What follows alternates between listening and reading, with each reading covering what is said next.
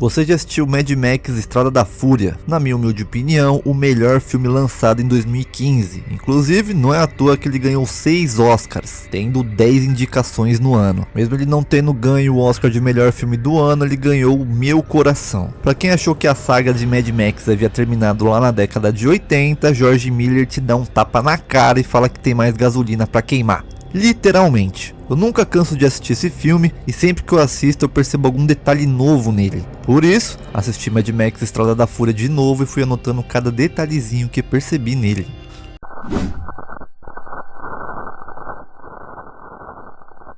Uma coisa que eu acho muito massa é quando um filme muda a intro, a logo da empresa logo no começo do filme. Por exemplo aqui, a logo da Warner Bros com a temática do filme e o barulho de um carro dando partida, igual ao filme aqui, que dá dando seu início.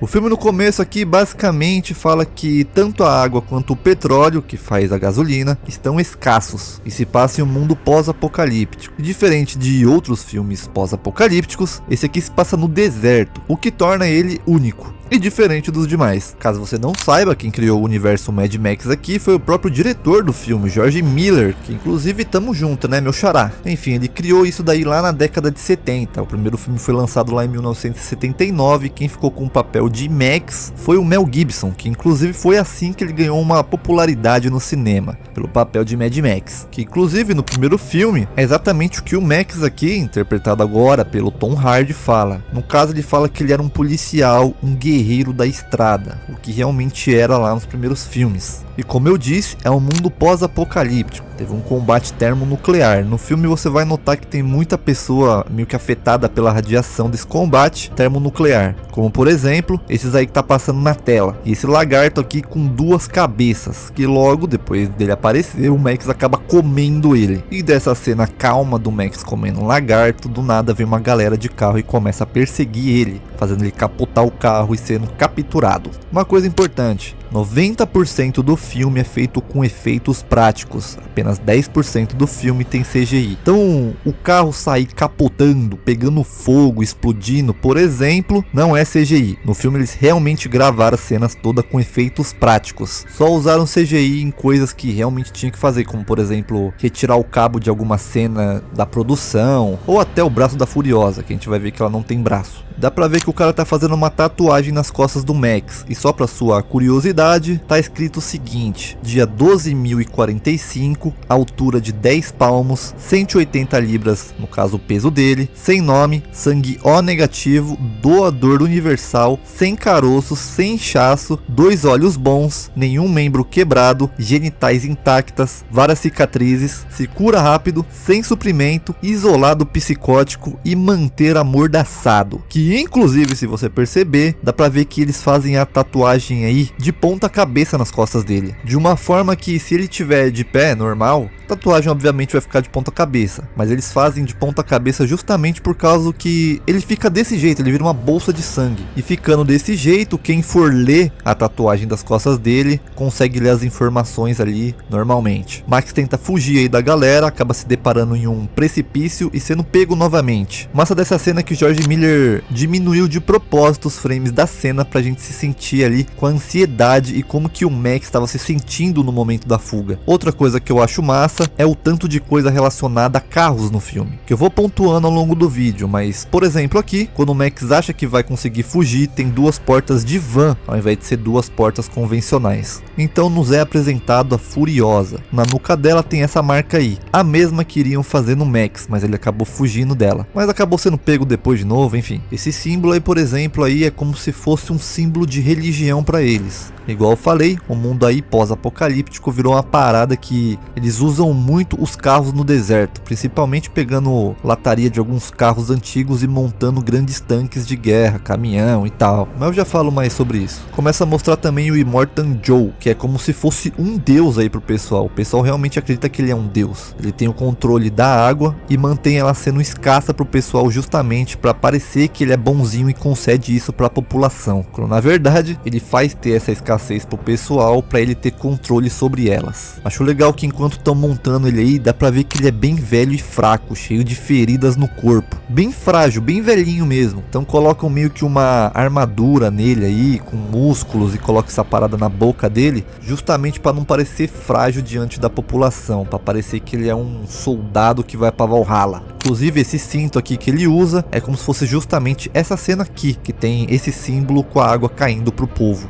Inclusive, o Immortan Joe fala pro pessoal não se viciar em água, porque sofrerão com a ausência dela. Sendo que a gente, seres humanos, literalmente precisamos de água. Nosso corpo é 70% água. Ele fala isso, obviamente, para controlar o pessoal aí, né? Ele também fala aí que a Furiosa tá indo até a Vila da Gasolina para trazer combustível e até a Fazenda da Bala para trazer munição. E a Furiosa tá indo com a máquina de guerra dela e os garotos de guerra dele, que andarão com ele por Valhalla. Valhalla, na mitologia nórdica, é um salão enorme em Asgard, onde é a casa dos deuses, e os guerreiros mortos em batalhas são recebidos por Odin. Lá é onde teriam festas, banquetes e tudo de bom para os guerreiros honrados. Quem seguia isso muito à risca, por exemplo, eram os próprios vikings, na vida real, né, anos atrás. E aí a gente começa a ver o que realmente a Furiosa planeja. Ela desvia da rota até onde ela deveria ir e começa a ir pro outro lado. E Immortan Joe vai até um cofre onde ele mantém as meninas grávidas dele, que darão luz aos filhos dele, que serão senhores da guerra. E a senhorita Gidit aí fica pra trás pra tentar ganhar tempo. Ela tá armada com uma escopeta, apontando pro Immortan Joe, onde ela claramente poderia ter atirado e acabado com a vida dele, mas dá pra ver que ela hesita em fazer isso, só atira depois que ele tira a arma da direção dele. Ou seja, mesmo que o cara seja mauzão aí,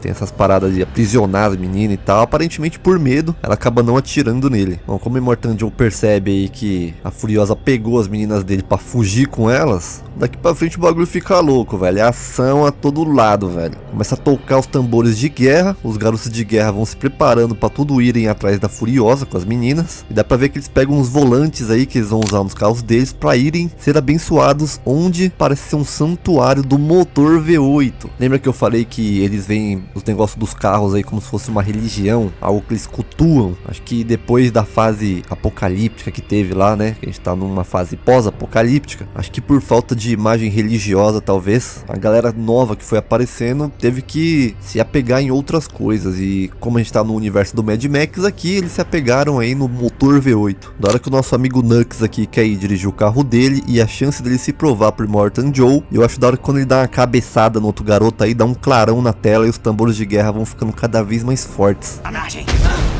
Mas para isso eles teriam que levar tal bolsa de sangue para viagem, no caso o Max, e colocam ele desse jeito no carro. Dá pra ver que o menino Nux aí tá bem debilitado, isso porque ele tem uns tumores lá, né, o Larry e o Barry, que ele apresenta mais tarde, provavelmente por conta da radiação que teve no combate termonuclear. Nesse momento inicial do filme, tanto o Tom Hardy quanto a Charlize Theron não tava gostando de fazer o filme, porque eles não estavam entendendo absolutamente nada do filme. A única coisa que eles tinham eram poucas frases e muita, mas muita areia na cara deles, principalmente no olho deles. Então eles acabaram ficando muito irritados, e eles mesmos falam que eles acabaram agindo de forma babaca com George Miller. Porém, depois que eles, acabaram assistindo o filme, a obra inteira, completa, eles pediram desculpa pro diretor porque simplesmente amaram o filme na sua obra final. Da hora que no comboio aí foi tudo realmente montado pra ser assim. Os carros com tambores de guerra, o pessoal tocando aí, esse maluco aí que simplesmente toca a guitarra que sai fogo dela, e várias caixas de som. Muito louco, velho.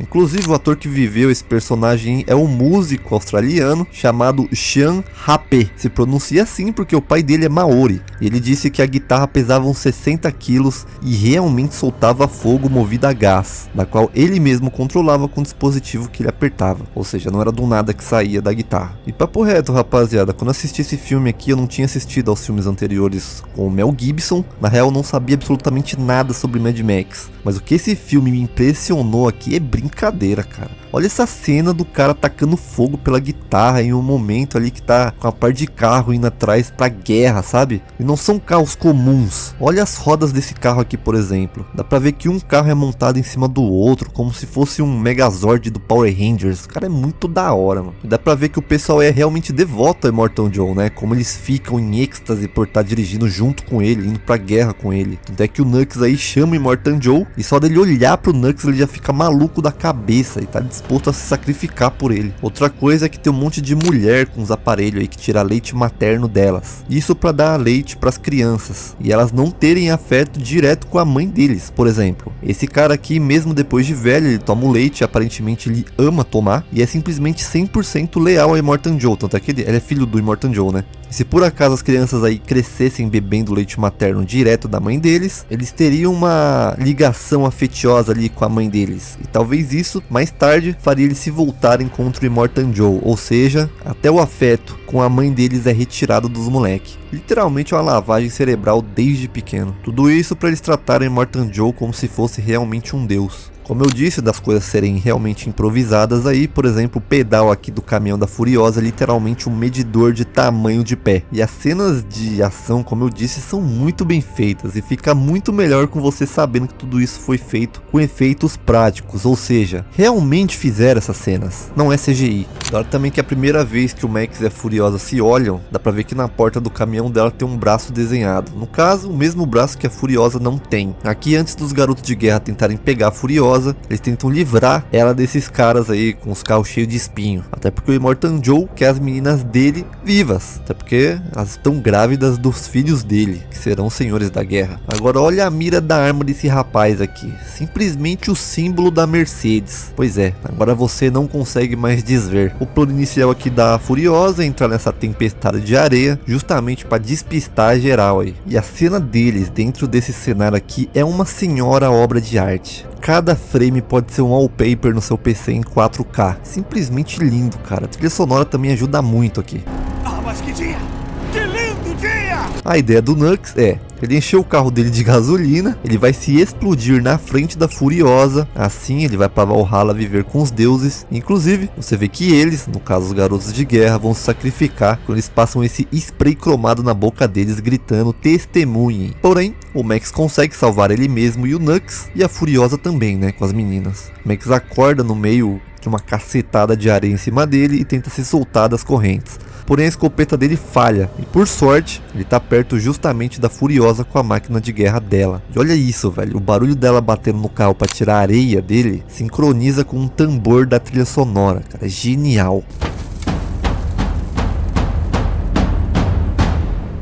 Então ele vai lá e aponta a arma para as meninas para fazer elas soltarem a corrente dele, e ele também pode sair com a máquina de guerra aí. Sim, eu sei que a arma não funcionou quando ele tentou tirar a corrente dele, porém as meninas e nem a Furiosa aqui sabe dessa informação, então para elas é uma ameaça. O Max quer usar essa ferramenta aí que elas estavam usando para cortar o cinto de castidade delas para soltar a corrente dele. Sim, Immortan Joe colocou isso nas meninas só para ele ter acesso a elas. No caso, naquela região, né? Vocês entenderam, né? Então ele toma água e a cena fica um silêncio absurda e lenta. Enquanto isso, lá atrás, de fundo, dá pra ver uma multidão de carros vindo em alta velocidade, o que dá uma sensação de urgência em quem tá assistindo. Outra coisa é que a menina aí dá a ferramenta pra Furiosa cortar a corrente do Max, mas, como a Furiosa tem apenas um braço, como que ela ia cortar a corrente do Max? Não tem como, né? O Max percebe na hora, que obviamente ela não iria cortar, provavelmente ela ia bater com a ferramenta nele, e fala pra outra menina vir. Ou seja, tá se protegendo, ninguém confia em ninguém, obviamente. Bom, acontece que eles acabam entrando em luta corporal aí, e eu acho massa que quando o tiro passa bem no ouvido do Max, o som do filme meio que abafa também, e fica com um zumbido assim de fundo.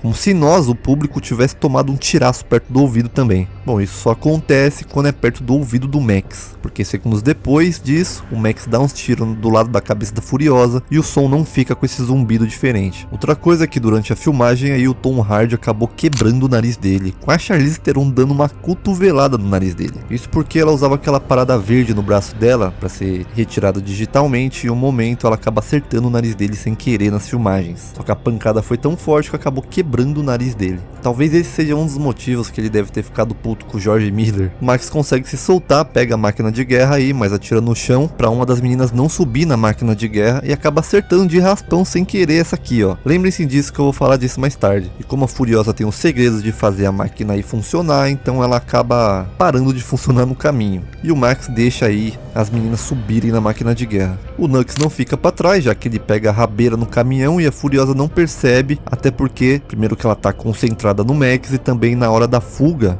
uns minutos antes, o retrovisor dela acabou quebrando. Outro detalhe aqui é como o Max realmente meio que se protege, até porque ele não confia na Furiosa e nem ela nele, atrás dele tá vindo um comboio da Vila Gasolina. Ele não pode simplesmente dar o vacilo de olhar pra trás. Então ele traz uma das meninas pra perto dele, aponta a arma pra ela, e aí sim ele olha pra trás. Se a Furiosa por acaso tentasse algo, ele atiraria na menina. E dá pra ver que um dos líderes do comboio da Vila Gasolina é um cara chamado Comedor de Gente. Em uma época dessas aí onde quase não se tem recursos, o cara é simplesmente obeso, e o nome dele já diz muita coisa, né? O cara é comedor de gente, tipo literalmente, canibal. O Knuckles aparece aí, enquanto o Max vai consertar o carro lá atrás e a Furiosa pega uma adaga pra meter nele. Uma das meninas falam aí sem mortes e que ele era apenas um kamikaze.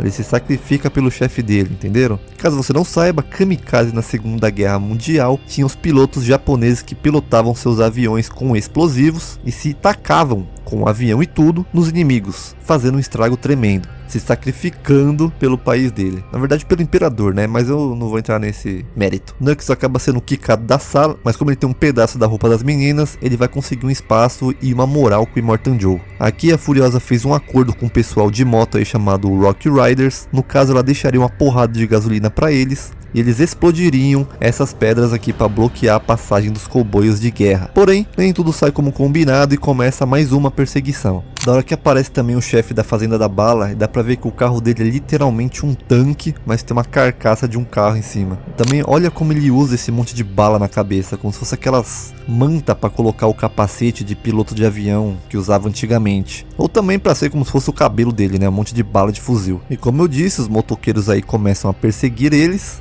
jogam bomba pulando por cima da máquina de guerra com as motos. Mano, essa cena é simplesmente linda, cara. As cenas de ação desse filme são sensacionais, velho. O Knuckles fala pro Immortan Joe que pode chegar até a Furiosa. Ele mesmo croma a boca do Knuckles e fala que levaria ele até Valhalla. Porém, o Knuckles acaba ficando preso por causa de uma corrente dele, perdendo a arma que o Immortan Joe deu pra ele. E o Immortan Joe fala isso,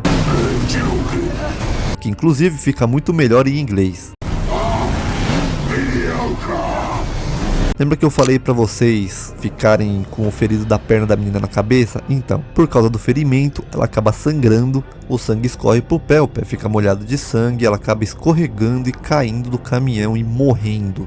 A Furiosa e o Max conseguem uma vantagem, né, já que o Immortan Joe acabou capotando o carro dele tentando desviar da Esplêndida, que aliás era o nome dela. Obviamente o Immortan Joe fica arrasado, já que ele literalmente tinha ela como preferida dele e também já estava prestes aí a ganhar o bebê. Eu dei uma pesquisada e vi que o filme está em produção desde 1999, cara. Porém, como tiveram muitos contratempos e atrasos, o George Miller simplesmente quase desistiu do filme. Inicialmente, por exemplo, teriam o próprio Mel Gibson como Max e também a Sigourney Weaver como Furiosa. Mas o tempo passou e então em 2015 finalmente lançaram o filme. A Ruivinha vai lá pra trás pra vigiar e acaba encontrando o Knuckles desolado, muito mal porque o Immortan Joe viu ele, né, sendo medíocre. E pela primeira vez a gente vê uma cena noturna no filme. Cena essa que foi filmada de dia, no caso eles usaram uma técnica de superexposição da imagem e depois eles coloriram ela de novo. E também tiraram o ruído que fica na imagem quando você faz essa superexposição. Ou seja, a imagem dá um contraste diferente para estilizar o filme. Até porque um escuro de noite aqui seria muito normal. E talvez ficaria um breu total. E por que não usar um azulzão nervoso? Acho muito massa essa cena aqui, por exemplo. Tudo azul, mas as meninas ali com uma chama de cor normal aqui nelas. Dando um destaque nelas. Muito massa. Outra coisa que eu acho muito da hora é que o fazendeiro das balas aí tem dentes literalmente de bala. De munição no caso, né? O cara tira munição da boca dele e bota na arma diretão e atira. Loucura. A máquina de guerra acaba atolando aí na areia com água, enquanto isso o fazendeiro tá vindo a milhão atrás deles. E de novo, com um tiro de sniper aí próximo do ouvido do Max, a gente consegue ouvir o zumbido que faz no ouvido dele.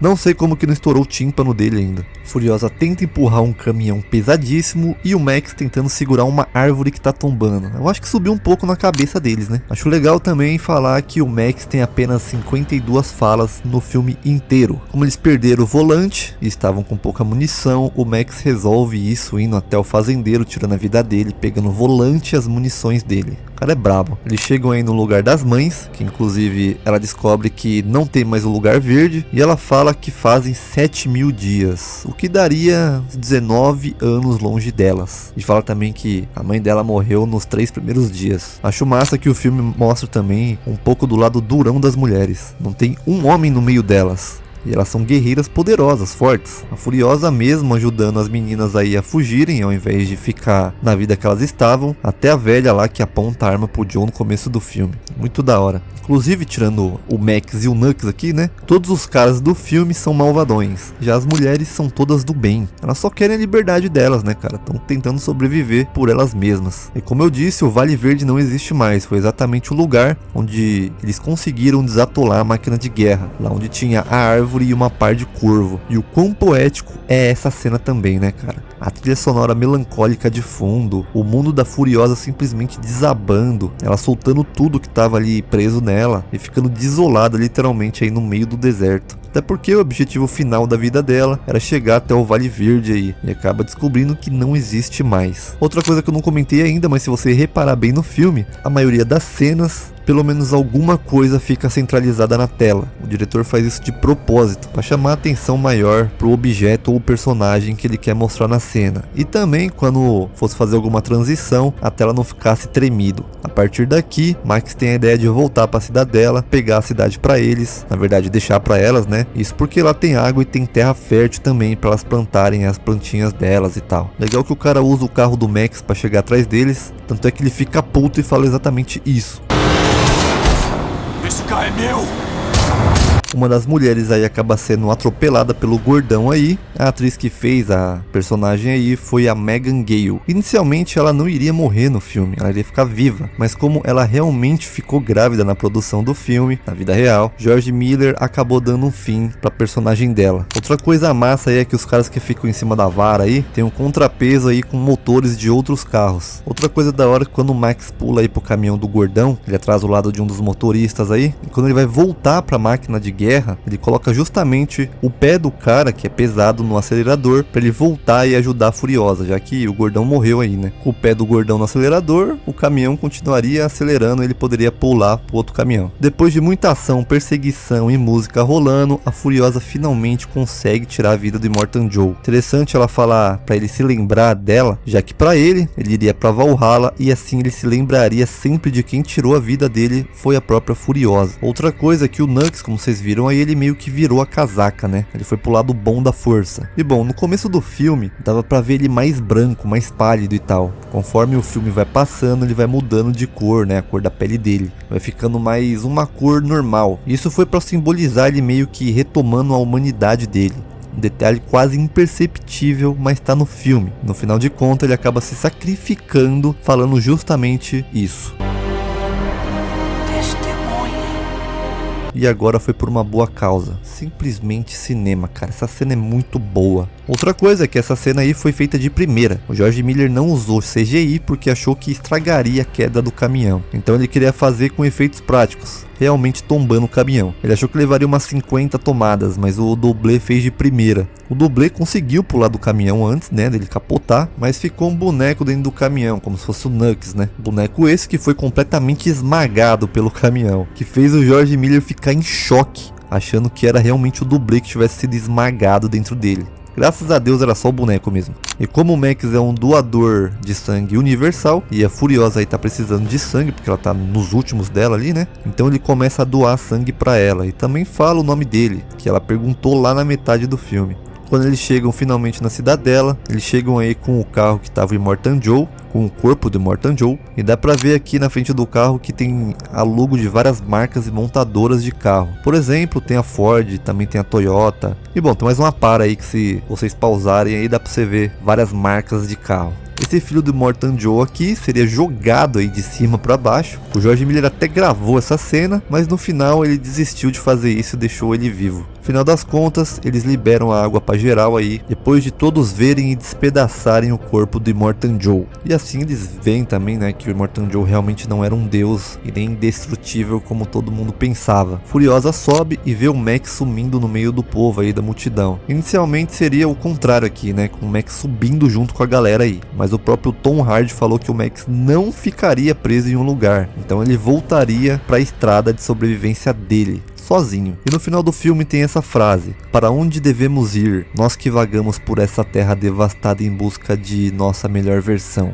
Isso tem a ver com o filme, sim, mas também uma pergunta para nós mesmos, né? A gente sempre tá buscando ser melhor, ter mais dinheiro, ser mais bem sucedido, achando que um dia a gente vai alcançar a nossa melhor versão, e a gente tem tudo isso idealizado na nossa mente. Só que às vezes, por conta disso tudo, a gente acaba esquecendo de viver o agora, que do momento que você tá vivendo agora, talvez seja a sua melhor versão. Talvez no dia que você conquiste tudo, você acabe perdendo sua essência. Então, mano, aproveita a sua vida dia após dia. Você pode estar na sua melhor versão. A propósito, filmaço. Bom, e se você ainda está aqui, muito obrigado por estar aqui. Se inscreve no canal, deixa um like. Se eu esqueci de algum detalhe, deixa nos comentários e um beijo.